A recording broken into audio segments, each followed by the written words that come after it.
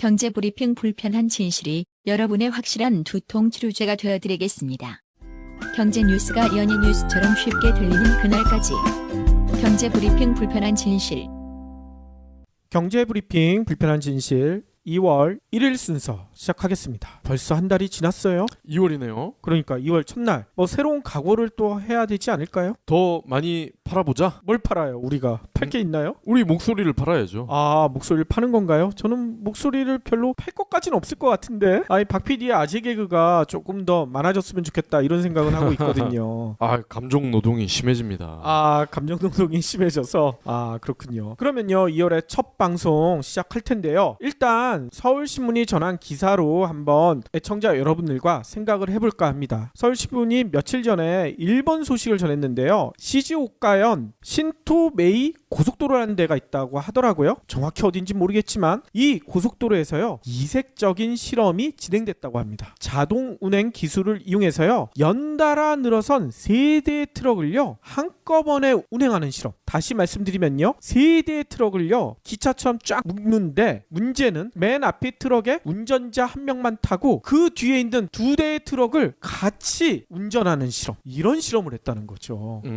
아무튼 이 실험에 이름도 있습니다. 1인 다차량 운행. 근데 왜 이렇게 했을까요? 운전기사가 부족했는데 이거를 좀 해결할 방법이 없을까? 일본 정부가요 민간 기업에 아이디어를 좀 내놔라, 그리고 실험도 좀 해달라, 이렇게 부탁을 했다는 거죠. 그래서 민간 기업에서 연구 용역으로 요 실험을 했다고 합니다. 맨 앞에 트럭에만 운전사가 탔잖아요. 요렇게 타가지고 3대의 트럭을 운전을 했는데 고속도로를 15km 구간을 운행하는데 성공했다는 거죠. 네. 요 실험이 어느 정도 성공했다는 자신감이 있었는지 일본 정부는요 이 기술을요 2020년경에 실제 도로에 적용하겠다, 이런 목표도 세웠다고 합니다. 재밌지 않아요? 그러면은 2명의 일자리가 없어지는 거네요. 그러니까요. 또 있습니다. 관광 민박 시설에 청소 인력을 관리하는 용역업체가 있대요. 노티오라는 회사인데요. 여기는요 최근에 규정을 바꿨는데 주부 사원들 있죠. 주부 사원들한테 예전 같으면 아이를 데리고 출근하는 거 말이 안 되잖아요. 근데 아이가 있는 주부 사원한테는 아이를 데리고 출근해도 된다. 이렇게 규정을 바꿨대요. 또 있어요. 한큐 한신그룹, 국내에서도 좀 유명한 그룹이죠. 여기가 호텔 체인을 가지고 있는데 여기도요 최근 파트타임 종업원의 연령 상한선을요 기존 70세였는데 72세로 오히려 높였다고 해요. 뿐만 아닙니다. 편의점 중에 로손이라고 있죠. 네. 국내에도 이게 들어왔다가 지금 이거는 망한 것 같아요. 국내에서는요. 근데 일본에서는 잘 나가고 있죠. 근데 로손은요 올 봄부터요 심야 새벽 시간대에 재미난 기술을 도입한다고 해요. 뭐냐? 무인 영어, 모바일과 디지털 기술을 활용해가지고요 사람 없이도 편의점을 운영하겠다는 거예요. 그런데 지금까지 소개해드린 3대의 트럭을 한 운전자가 끌고 주부사원이 아이를 데리고 출근하고 또 파트타임 종업원의 연령을 높여주고 아예 사람을 없애서 무인 영업을 하고, 이 이유가 다 뭘까요? 일손이 없다? 그렇죠. 일손 부족 때문이죠. 일본의 일손 부족 문제는요 예전에도 외신을 통해서 여러 번 전해졌었지만요 최근에도 수치를 통해서 더 확연해지고 있다, 이런 얘기가 나오고 있대요. 후생노동성 발표에 따르면요 지난해 11월 일본의 전체 유효 구인 배율이요 1.56배. 이게 뭐냐면요 직원을 구하는 곳이 일자리를 찾는 사람의 1.56배라는 거예요. 호호. 그러니까 직장에서 직원을 못 찾아가지고 난리가 난다는 거죠. 근데 이 수치가요 1974년 1월 이후 44년 만에 최고치라는 겁니다. 특히 사람을 구하는 수요에 비해 실제 채용되는 비율을 뜻하는 신규 충족률이라는 지표도 있거든요. 이게요 14.2%밖에 안 된대요. 실제로 사람이 채용되는 비율이 너무 낮다는 거죠. 14.2%면은 필요한 사람은 7인데 실제로 들어오려고 하는 분은 하나밖에 없다. 그러니까요. 실제로 채용된 사람이 이것밖에 안 되는데 이 수치도요 2002년 이후 가장 낮다고 합니다. 일할 사람을 찾는 수요는요 2015년 12월에 247만 명이었는데요 지난해 11월에는 이게 275만 명으로 오히려 2년 사이에 28만 명이나 증가했대요. 근데 문제는 일자리를 찾는 구직자가요 194만 명에서 176만 명으로 18만 명이 줄어들었다는 겁니다. 그래서 그 결과 지난해 11월 일본의 완전 실업률은요 24년 만에 가장 낮은 수치로 곤두박질 쳤대요. 2.7%라고 합니다. 다른 나라에서는 아예 사례를 찾아볼 수 없는 완전 고용 상태다. 이런 얘기가 나오고 있는 거죠. 학자들은 이런 얘기를 해요. 일본이 거의 한 30년 가까이였죠. 장기 불황 이걸 겪다가 요거에서 간신히 벗어나서 경제가 조금씩 살아나고 있는데 덕분에 일자리도 빠르게 늘어났는데 문제는 정작 늘어난 일자리를 채울 사람이 없는 역설적인 상황이 나타나고 있다. 이런 분석을 하고 있다고 합니다. 그럼 우리나라도 곧 이렇게 되지 않을까요? 우리나라도 얼마 남지 않았을 것 같다는 생각이 들어요. 벌써 많은 학자들이 그렇게 지적하고 있고요. 빠르면 3, 4년 후에 단 일이 벌써 벌어질 수도 있다. 이런 얘기도 나오고 있죠. 네. 그렇기 때문에 저희가 하고 싶은 얘기는요. 기업들 지금 정신 차리셔야 돼요. 지금처럼 이렇게 갑질하다 보면요. 나중에 이렇게 일할 사람이 없었을 때 그 기업에서 사람을 구한다고 그 기업에 가겠습니까? 안 간단 말이죠. 벌써 국민들, 노동자들의 블랙리스트에 오를 가능성이 있다는 거예요. 노동자들의 복수. 그러니까요. 그러니까 지금 잘해야 돼요. 예전부터 많이 내려오는 얘기가 있잖아요. 있을 때 잘해. 기업들한테 일본의 사례를 보면서요. 진짜 있을 때 잘해라고 지금 얘기해주고 싶습니다. 노동자가 봉이니까. 그러면 오늘 꼭 챙겨야 할 경제 브리핑. 2월 첫날부터 반가운 소식이 전해졌어요. 저희가 예전에도 브리핑을 통해서 한번 말씀드렸었는데요. 지난해 우리나라 수출이 사상 최대 실적을 기록했다고 전해드린 거 기억나시죠? 새해 첫날 무술년 첫 달에도요 20%가 넘는 증가율을 기록했다는 거예요. 진짜 이거는 산뜻한 스타트다 이런 얘기를 할 수가 있겠죠.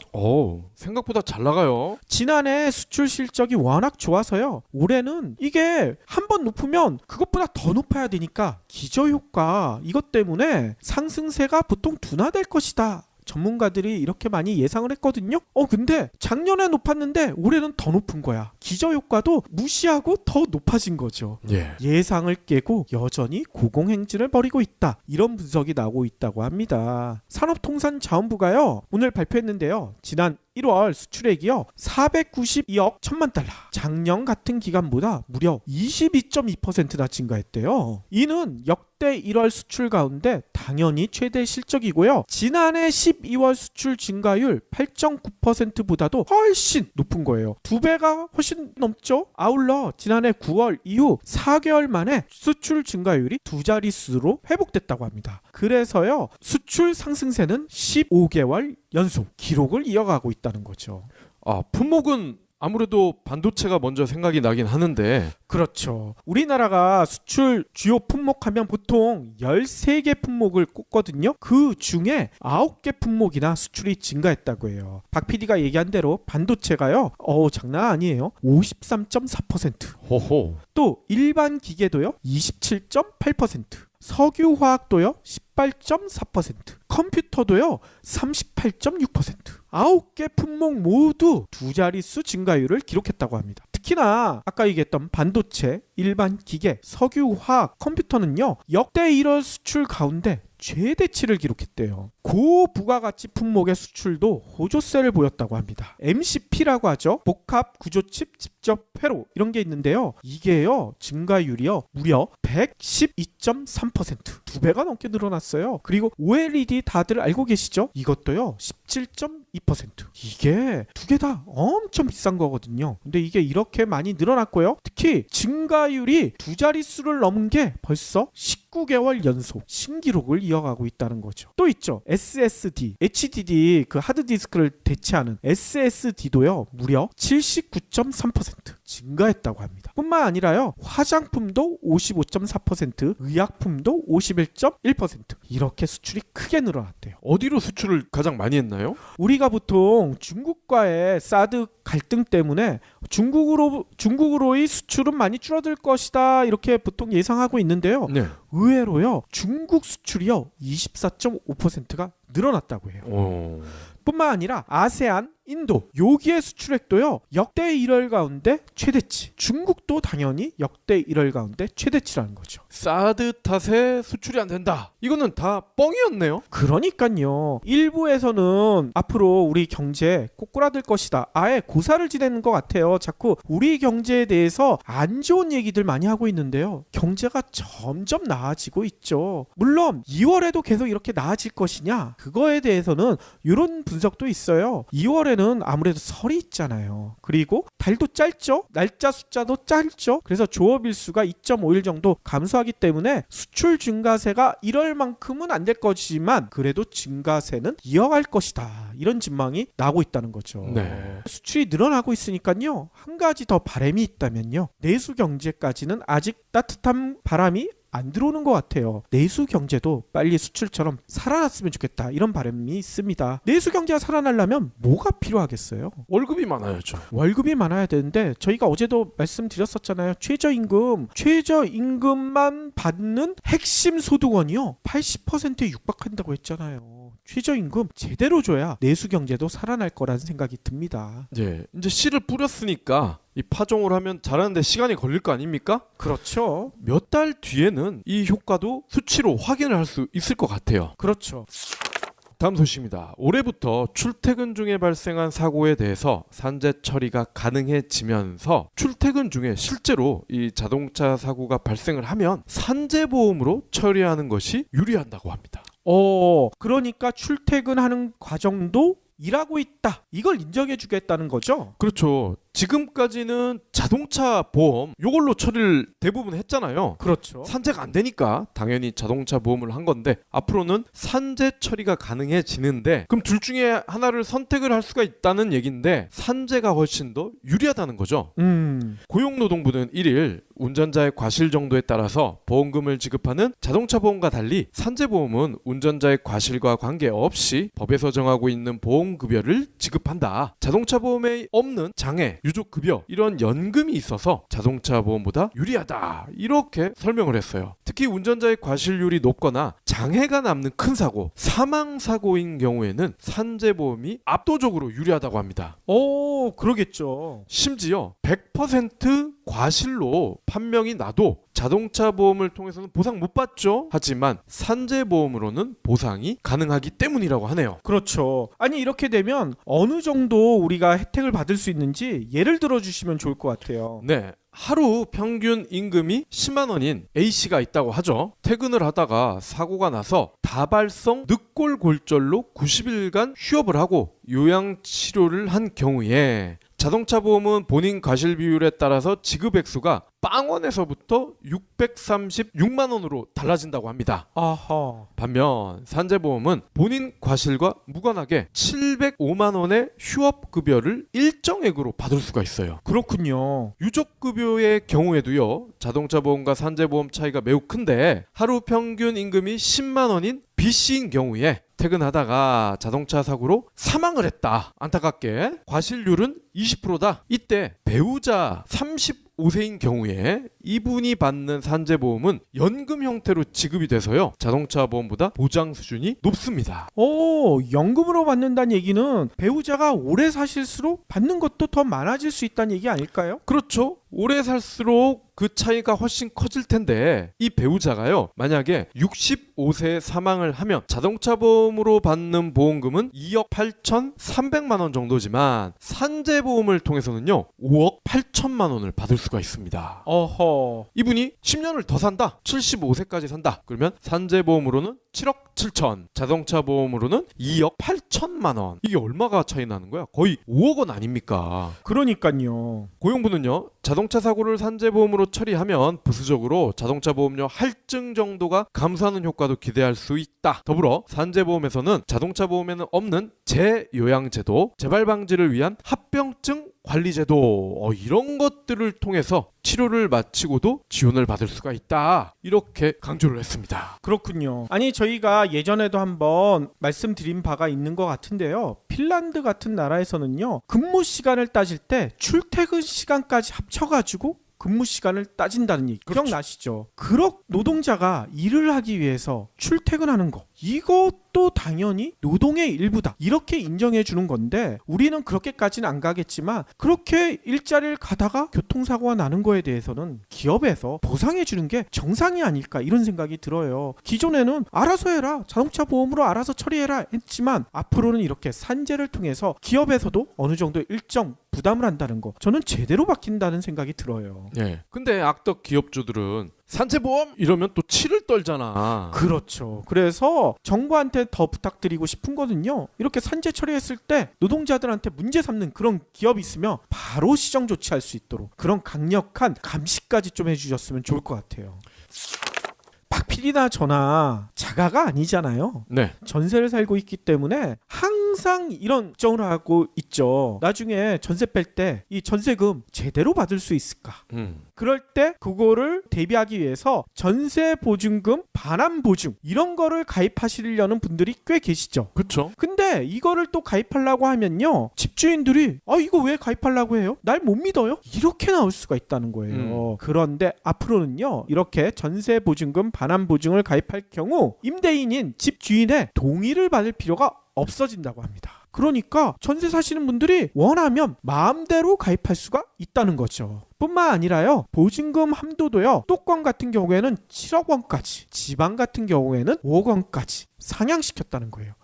그러면 웬만한 전세집 같은 경우에는 이 반환 보증으로 그 전세금 떼이는 것을 방지할 수가 있겠죠. 수도권 7억이면 뭐 강남, 판교, 분당 이런 데 아니면은 어지간하면 커버가 될 것 같은데요. 그러니까요. 요 제도를 운영하고 있는 게 주택도시보증공사라고 하죠. 이게 영어로요. 허그더라고요. 이 회사 이름이요. 잘 지은 것 같아요. 짧게 읽으면 헉이죠. 헉. 헉. 근데 헉이 아니라 허그라니까요. 헉. 아이 다르다니까요. 어감이 다르잖아요. 주택도시보증공사가요. 오늘 밝힌 바에 따르면요. 전세보증금 반환보증 상품 가입 때 임대인의 동의 여부와 무관하게 세입자의 보증 가입이 가능하도록 개선했다고 합니다. 기존에는 아까 설명대로요. 상품 가입을 위해 임차인의 전세금 채권을요. 허그가 양도받고요. 전세 계약에 대한 임대인의 확인 절차가 필요했대요. 이 때문에 집주인의 눈치를 봐서 세입자들이 요 상품 안 해줄 것 같아. 그래서 가입을 꺼려왔다는 지적이 많이 제기왔다고 합니다. 오늘부터는요. 보증가입 이후 전세금 채권을 양도받도록 해서요. 임대인의 동의 여부와 무관하게 세입자의 보증가입이 가능해졌다는 거죠. 지난해 말까지 총 7만 8천여 가구의 전세 보증금을 벌써 보호해왔다고 해요. 가입까지 소요되는 기간도요. 현행은 열흘이나 걸렸다고 합니다. 근데 앞으로는요. 최대 1일 거의 바로 되는 거죠.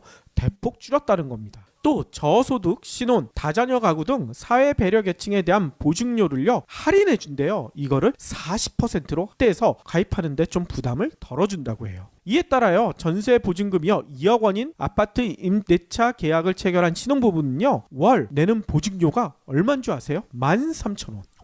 요것만 내면 2억 원의 전세 보증금을 안전하게 지킬 수가 있다는 거죠. 신문 구독료보다 싸네요. 요즘 신문 보는 사람이 있나요? 다 경물증 듣지? 이거 어떻게 가입하느냐? 전국의 허그지사 그리고 위탁은행 영업점, 위탁공인중개사무소 아니면 인터넷 보증을 통해서 가입할 수가 있고요. 허그 홈페이지나 콜센터에 문의하면 가입 절차도 안내받을 수가 있다고 합니다. 네.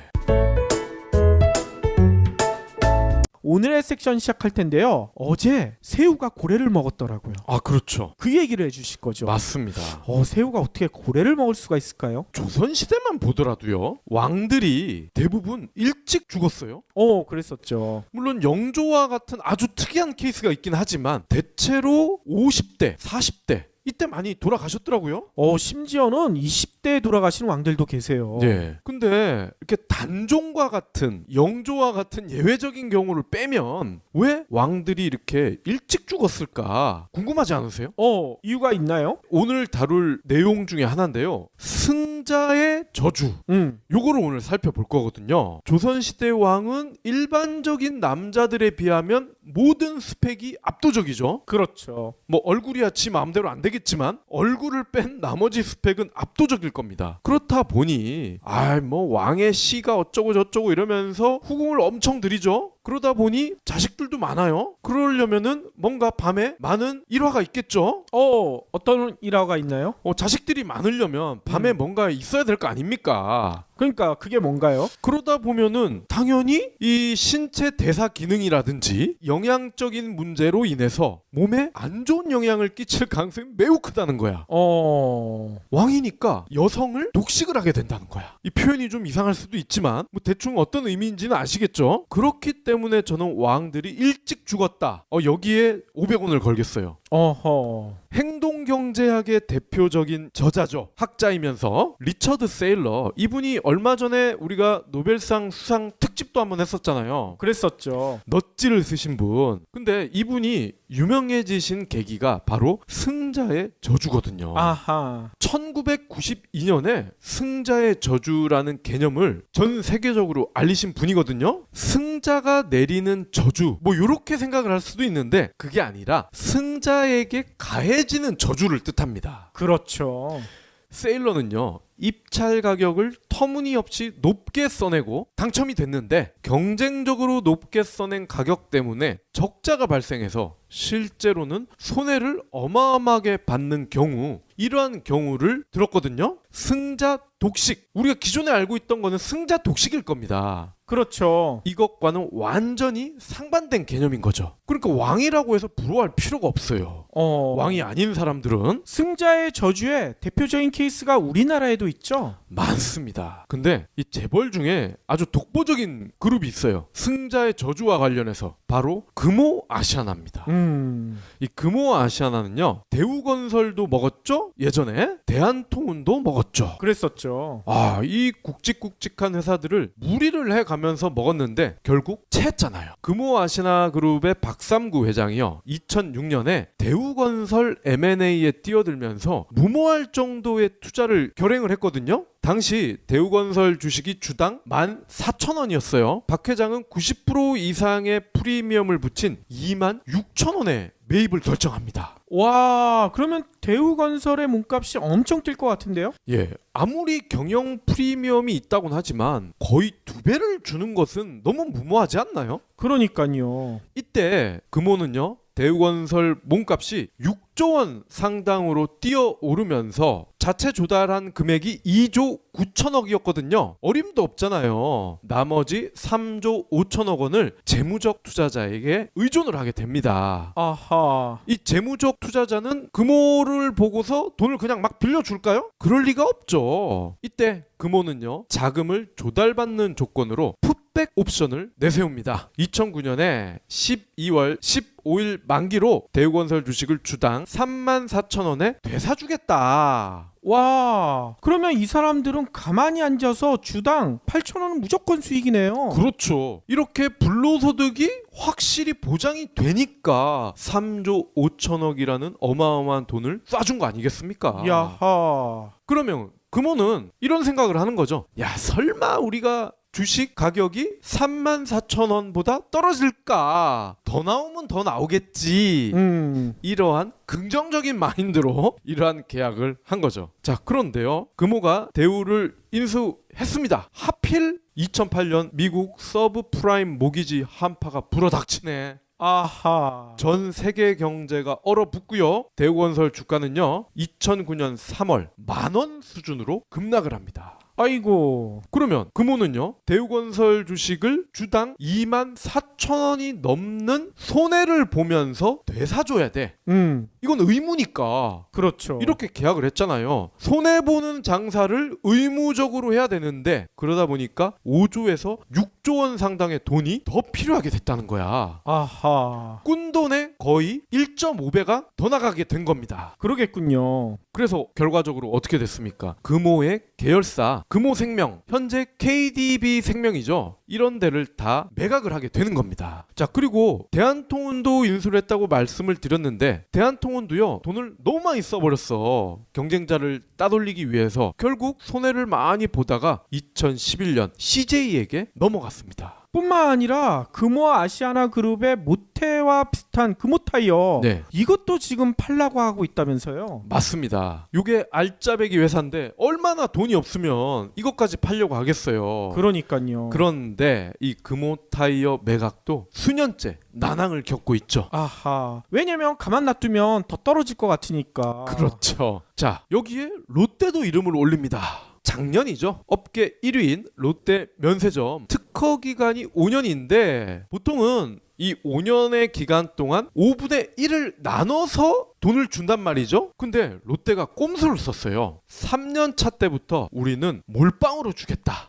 이런 식으로 계약을 합니다. 그러면서 경쟁 업체에 비해서 더 많은 돈을 낼 수가 있게 되는 거죠. 이리다 보니까 야, 이참에 우리가 독식을 해가지고 정말 승자 독식을 한번 제대로 해보자. 한국은 물론이고 동남아까지 면세점 하면 롯데 이거를 아로새겨보자. 이런 취지로 이렇게 꼼수를 부렸어요. 근데 마찬가지입니다. 늘 꼼수를 부릴 때는 긍정적인 시나리오가 기반이 돼요. 그러겠죠.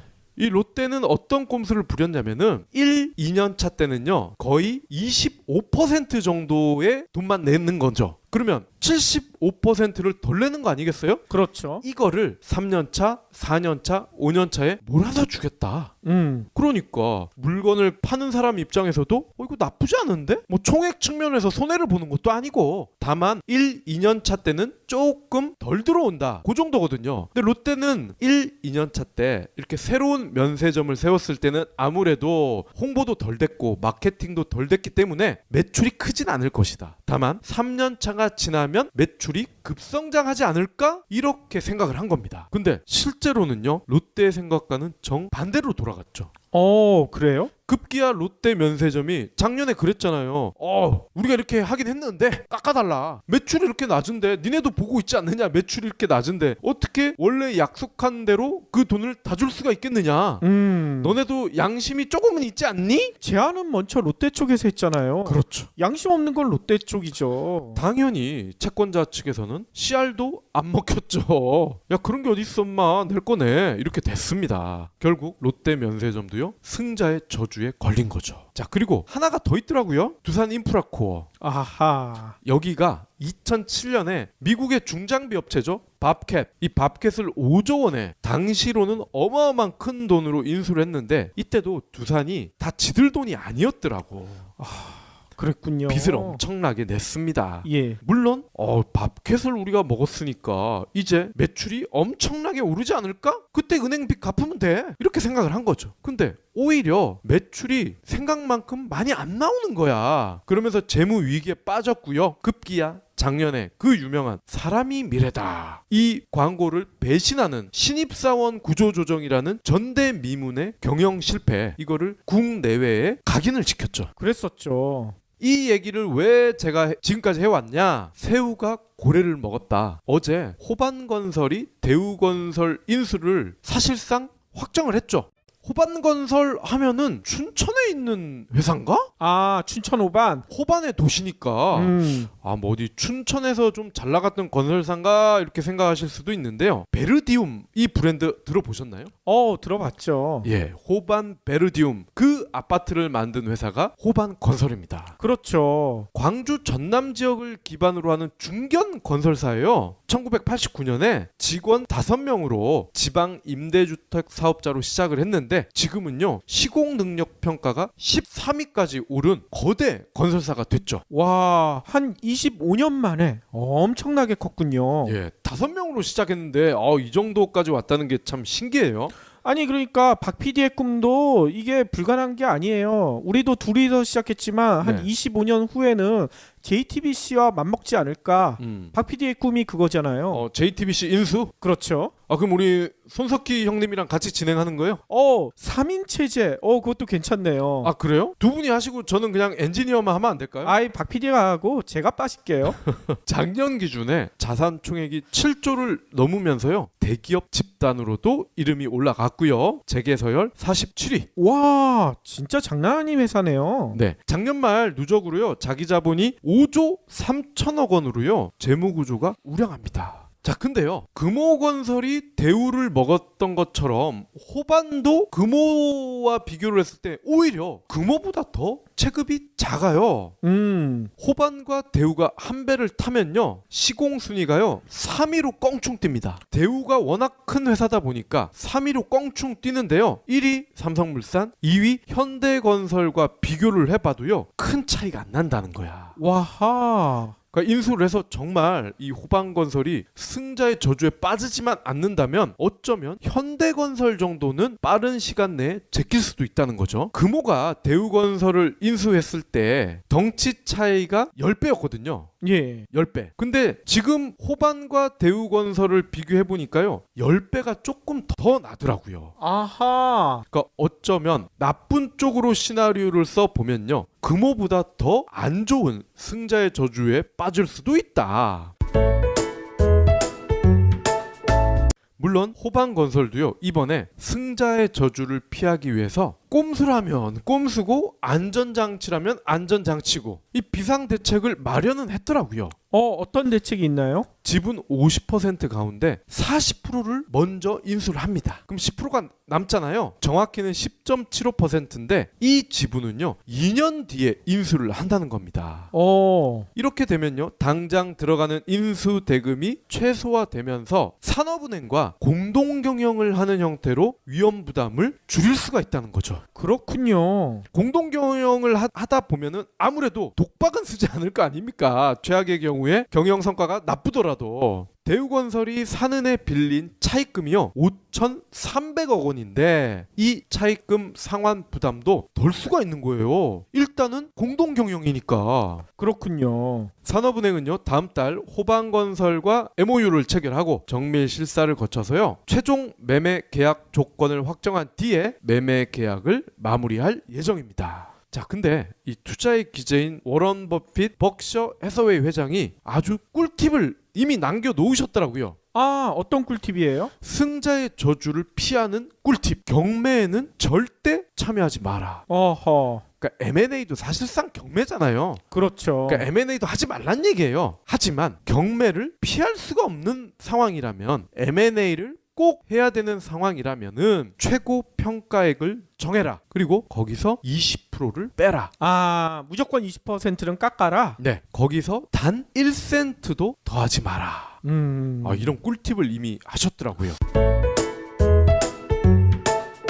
쯤에서 호반건설 이끄시는 회장 어떤 분인가? 이것도 좀 궁금해요. 김상열 회장인데요. 이분도 은둔형 CEO로 이 건설업계에서는 아주 유명하다고 합니다. 언론에 거의 모습을 드러내지 않는데요. 그러니까요. 이름도 처음 들어본 것 같아요. 제가 알기로는 제가 신문사에 있을 때 이중근 회장, 이 부영그룹이죠.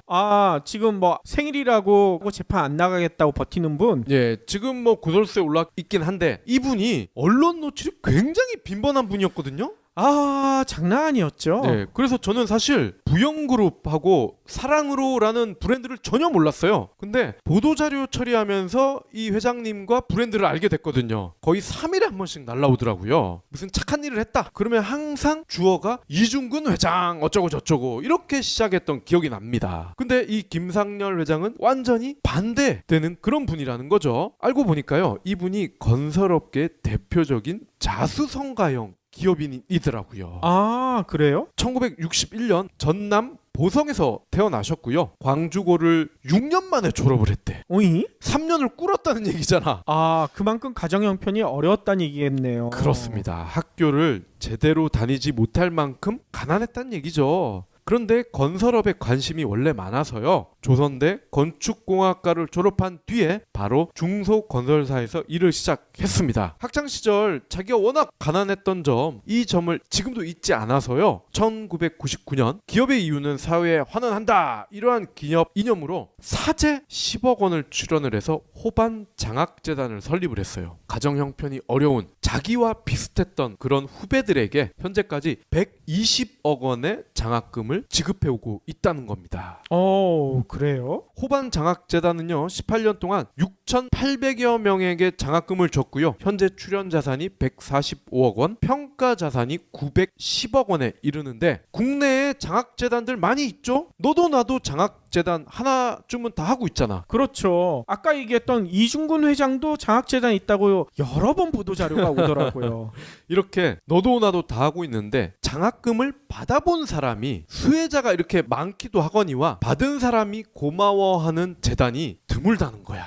그러니까요. 예전에 오뚜기 사례도 얘기했지만 그렇게 숨어서 하시는 분들이 의외로 많은데 호반건설도 비슷한 사례가 아닐까. 저희가 검증한 건 아니니까 여기까지만 얘기해야 될 것 같아요. 예. 그리고 이분이 취미가 있어요. 뭔가요? 골프. 골프에 관심이 아주 많으신데 그래서인지요. 작년 3월에 KLPGA 13대 회장에 취임을 하셨어요. 그러니까 박세리랑 되게 친할 것 같아.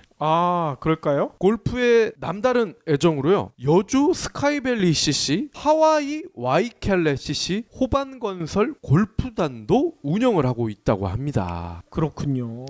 자, 근데요. 어제 이 소식이 나오자마자 또 네티즌들 중에 일부 한쪽으로 치우신 분들이요. 광주 전남 기반 기업이다. 이거를 또 물고 늘어지는 거예요. 그게 물건 늘어질 거리가 되나요? 그러니까 그런 거죠. 김대중 대통령 시절에 금호를 그렇게 몰아주더니 이제 문재인 정부가 되니까 또 호남 기업을 몰아주는구나. 호반건설이 대우건설을 M&A 한 것과 호반건설이 광주 전남 기반으로 한다는 거 이거는 완전히 다른 팩트입니다. 그렇죠. 제발 이걸 가지고 이렇게 정치적으로 이슈화하려는 분들 자제 부탁드립니다. 아니 그리고 문재인 대통령은요 고향이 호남 쪽이 아니라 부산이잖아요. 그렇죠.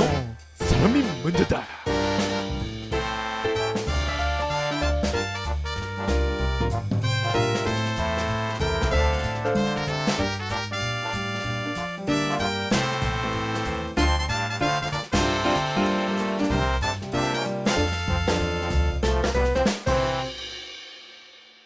경제브리핑 불편한 진실 완주해 주셔서 감사합니다.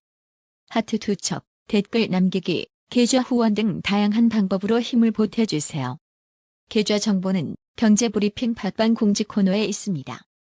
여러분의 응원, 콘텐츠로 보답하겠습니다. 가능해지면서 출퇴근 중에 실제로 이 자동차 사고가 발생을 하면 산재보험으로 처리하는 것이 유리한다고 합니다. 그러니까 출퇴근하는 과정도 일하고 있다. 이걸 인정해 주겠다는 거죠? 그렇죠. 지금까지는 자동차 보험 요걸로 처리를 대부분 했잖아요. 그렇죠. 산재가 안 되니까 당연히 자동차 보험을 한 건데 앞으로는 산재 처리가 가능해지는데 그럼 둘 중에 하나를 선택을 할 수가 있다는 얘기인데 산재가 훨씬 더 유리하다는 거죠. 고용노동부는 1일 운전자의 과실 정도에 따라서 보험금을 지급하는 자동차 보험과 달리 산재보험은 운전자의 과실과 관계없이 법에서 정하고 있는 보험급여를 지급한다. 자동차 보험에 없는 장애, 유족급여 이런 연금이 있어서 자동차 보험보다 유리하다. 이렇게 설명을 했어요. 특히 운전자의 과실률이 높거나 장애가 남는 큰 사고, 사망사고인 경우에는 산재보험이 압도적으로 유리하다고 합니다. 그러겠죠. 심지어 100% 과실로 판명이 나도 자동차 보험을 통해서는 보상 못 받죠. 하지만 산재보험으로는 보상이 가능하기 때문이라고 하네요. 그렇죠. 아니 이렇게 되면 어느 정도 우리가 혜택을 받을 수 있는지 예를 들어 주시면 좋을 것 같아요. 네. 하루 평균 임금이 10만 원인 A씨가 있다고 하죠. 퇴근을 하다가 사고가 나서 다발성 늑골골절로 90일간 휴업을 하고 요양치료를 한 경우에 자동차 보험은 본인 과실 비율에 따라서 지급 액수가 빵원에서부터 636만 원으로 달라진다고 합니다. 반면 산재보험은 본인 과실과 무관하게 705만 원의 휴업급여를 일정액으로 받을 수가 있어요. 그렇군요. 유족급여의 경우에도요. 자동차 보험과 산재보험 차이가 매우 큰데 하루 평균 임금이 10만 원인 B씨인 경우에 퇴근하다가 자동차 사고로 사망을 했다. 안타깝게 과실률은 20%다. 이때 배우자 35세인 경우에 이분이 받는 산재보험은 연금 형태로 지급이 돼서요. 자동차 보험보다 보장 수준이 높습니다. 연금으로 받는다는 얘기는 배우자가 오래 사실수록 받는 것도 더 많아질 수 있다는 얘기 아닐까요? 그렇죠. 오래 살수록 그 차이가 훨씬 커질 텐데 이 배우자가요. 만약에 65세에 사망을 하면 자동차 보험으로 받는 보험금은 2억 8,300만 원 정도지만 산재보험을 통해서는요. 5억 8천만 원을 받을 수가 있습니다. 어허. 이분이 10년을 더 산다. 75세까지 산다. 그러면 산재보험으로는 7억 7천, 자동차 보험으로는 2억 8천만 원. 이게 얼마가 차이 나는 거야? 거의 5억 원 아닙니까? 그러니 증가율을 기록했다고 합니다. 특히나 아까 얘기했던 반도체, 일반 기계, 석유, 화학, 컴퓨터는요. 역대 1월 수출 가운데 최대치를 기록했대요. 고부가가치 품목의 수출도 호조세를 보였다고 합니다. MCP라고 하죠. 복합 구조칩 직접 회로 이런 게 있는데요. 이게요. 증가율이요. 무려 112.3%. 2배가 넘게 늘어났어요. 그리고 OLED 다들 알고 계시죠? 이것도요. 17.2%. 이게 두 개 다 엄청 비싼 거거든요. 근데 이게 이렇게 많이 늘어났고요. 특히 증가율이 두 자릿수를 넘은 게 벌써 19개월 연속 신기록을 이어가고 있다는 거죠. 또 있죠. SSD, HDD 그 하드디스크를 대체하는 SSD도요. 무려 79.3% 증가했다고 합니다. 뿐만 아니라요. 화장품도 55.4%, 의약품도 51.1% 이렇게 수출이 크게 늘어났대요. 어디로 수출을 가장 많이 했나요? 우리가 보통 중국과의 사드 갈등 때문에 중국으로의 수출은 많이 줄어들 것이다 이렇게 보통 예상하고 있는데요. 네. 의외로요. 중국 수출이요. 24.5%가 늘어났다고 해요.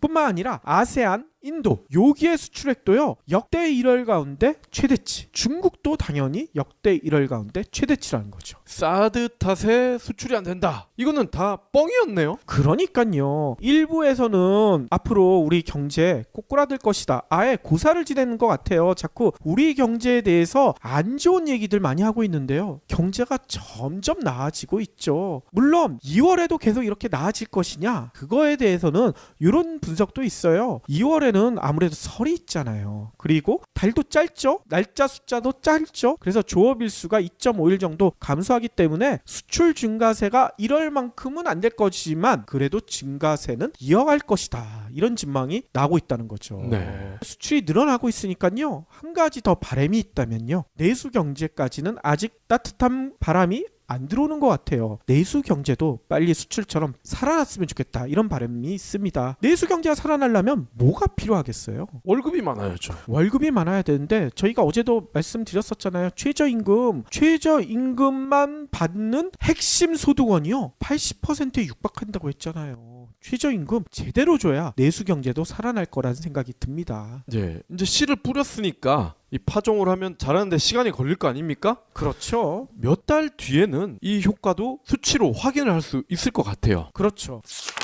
다음 소식입니다. 올해부터 출퇴근 중에 발생한 사고에 대해서 산재 처리가 경제브리핑 불편한 진실이 여러분의 확실한 두통 치료제가 되어드리겠습니다.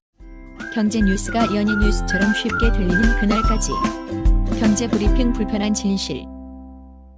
경제브리핑 불편한 진실 2월 1일 순서 시작하겠습니다. 벌써 한 달이 지났어요. 2월이네요. 그러니까 2월 첫날 새로운 각오를 또 해야 되지 않을까요? 더 많이 팔아보자. 뭘 팔아요? 우리가 팔 게 있나요? 우리 목소리를 팔아야죠. 아, 목소리를 파는 건가요? 저는 목소리를 별로 팔 것까지는 없을 것 같은데. 아니, 박 PD의 아재 개그가 조금 더 많아졌으면 좋겠다 이런 생각은 하고 있거든요. 아, 감정 노동이 심해집니다. 아, 감정 노동이 심해져서. 아, 그렇군요. 그러면요, 2월에 첫 방송 시작할 텐데요. 일단 서울신문이 전한 기사로 한번 애청자 여러분들과 생각을 해볼까 합니다. 서울신문이 며칠 전에 일본 소식을 전했는데요. 시즈오카현 신토메이 고속도로라는 데가 있다고 하더라고요. 정확히 어딘지 모르겠지만 이 고속도로에서요, 이색적인 실험이 진행됐다고 합니다. 자동 운행 기술을 이용해서요, 연달아 늘어선 3대의 트럭을요, 한꺼번에 운행하는 실험. 다시 말씀드리면요, 3대의 트럭을요, 기차처럼 쫙 묶는데 문제는 맨 앞에 트럭에 운전자 한 명만 타고 그 뒤에 있는 2대의 트럭을 같이 운전하는 실험. 이런 실험을 했다는 거죠.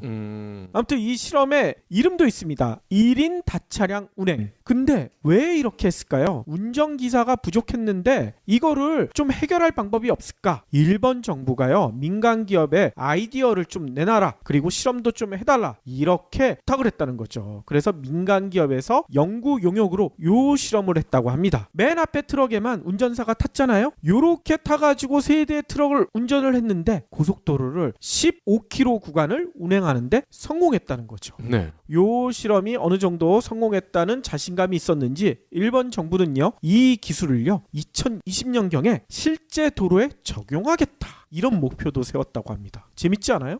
그러면은 2명의 일자리가 없어지는 거네요. 그러니까요. 또 있습니다. 관광 민박 시설에 청소 인력을 관리하는 용역업체가 있대요. 노티오라는 회사인데요. 여기는요, 최근에 규정을 바꿨는데 주부 사원들 있죠. 주부 사원들한테 예전 같으면 아이를 데리고 출근하는 거 말이 안 되잖아요. 근데 아이가 있는 주부 사원한테는 아이를 데리고 출근해도 된다.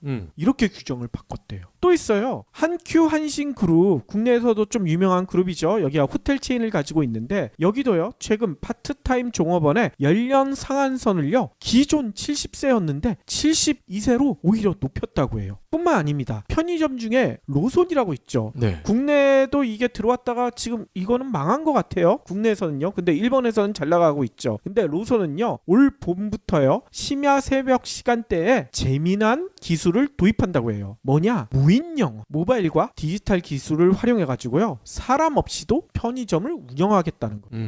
그런데 지금까지 소개해드린 3대의 트럭을 한 운전자가 끌고 주부 사원이 아이를 데리고 출근하고 또 파트타임 종업원의 연령을 높여주고 아예 사람을 없애서 무인 영업을 하고, 이 이유가 다 뭘까요? 일손이 없다? 그렇죠. 일손 부족 때문이죠. 일본의 일손 부족 문제는요, 예전에도 외신을 통해서 여러 번 전해졌었지만요, 최근에도 수치를 통해서 더 확연해지고 있다, 이런 얘기가 나오고 있대요. 후생노동성 발표에 따르면요, 지난해 11월 일본의 전체 유효 구인 배율이요 1.56배. 이게 뭐냐면요, 직원을 구하는 곳이 일자리를 찾는 사람의 1.56배라는 거예요. 호호. 그러니까 직장에서 직원을 못 찾아가지고 난리가 난다는 거죠. 근데 이 수치가요, 1974년 1월 이후 44년 만에 최고치라는 겁니다. 특히 사람을 구하는 수요에 비해 실제 채용되는 비율을 뜻하는 신규 충족률이라는 지표도 있거든요. 이게요 14.2%밖에 안 된대요. 실제로 사람이 채용되는 비율이 너무 낮다는 거죠. 14.2%면은 필요한 사람은 7인데 실제로 들어오려고 하는 분은 하나밖에 없다. 그러니까요. 실제로 채용된 사람이 이것밖에 안 되는데 이 수치도요 2002년 이후 가장 낮다고 합니다. 일할 사람을 찾는 수요는요 2015년 12월에 247만 명이었는데요. 지난해 11월에는 이게 275만 명으로 오히려 2년 사이에 28만 명이나 증가했대요. 근데 문제는 일자리를 찾는 구직자가요 194만 명에서 176만 명으로 18만 명이 줄어들었다는 겁니다. 그래서 그 결과 지난해 11월 일본의 완전 실업률은요 24년 만에 가장 낮은 수치로 곤두박질 쳤대요. 2.7%라고 합니다. 다른 나라에서는 아예 사례를 찾아볼 수 없는 완전 고용 상태다, 이런 얘기가 나오고 있는 거죠.